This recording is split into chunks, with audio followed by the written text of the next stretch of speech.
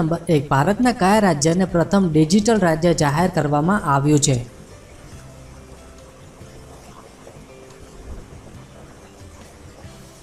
જવાબ છે કેરળ રાજ્યને.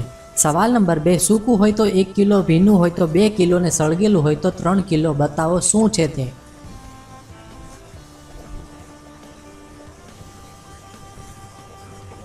જવાબ છે સલ્ફર રાસાયણિક તત્વ.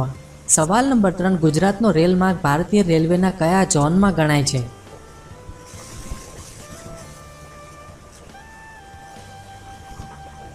જવાબ છે પશ્ચિમ. સવાલ નંબર 4 કેટલા વર્ષ પછી $1 1 બરાબર થઈ જશે?